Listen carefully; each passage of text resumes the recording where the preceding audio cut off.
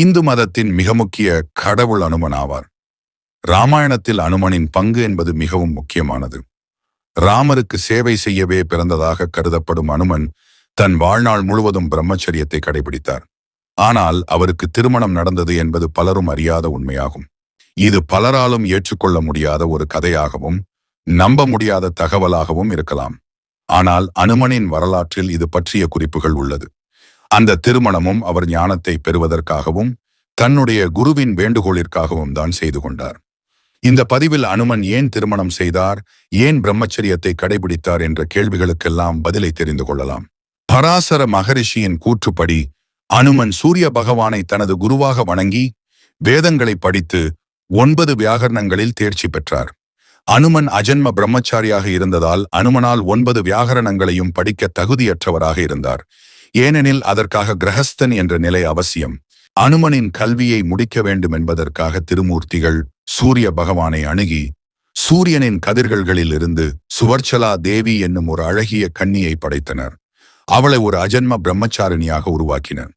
அப்போதுதான் இவளை திருமணம் செய்து கொள்வதன் மூலம் அனுமனின் பிரம்மச்சரியத்திற்கு எவ்வித பாதிப்பும் ஏற்படாமல் அவரை கிரகஸ்த நிலையை அடைய வைக்க முடியும் என்று அவர்கள் எண்ணினார்கள்.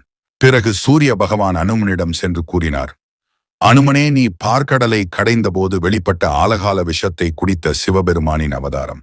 மேலும் நீ வாயு பகவானின் புதல்வன். என்னுடைய வெப்பத்தை தாங்கிக் கொள்ளக்கூடிய ஒரே ஆள் நீதான்.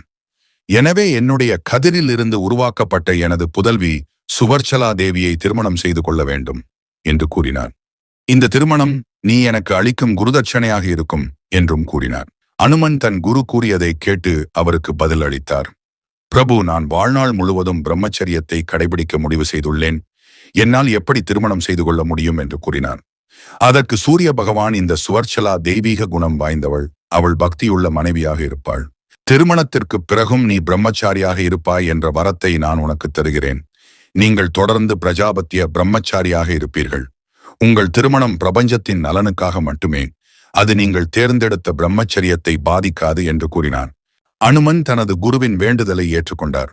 பராசர சம்ஹிதாவில் சூரிய பகவான் தனது மகள் சுவர்ச்சலாவை அனுமனுக்கு திருமணம் செய்து வைத்தார்.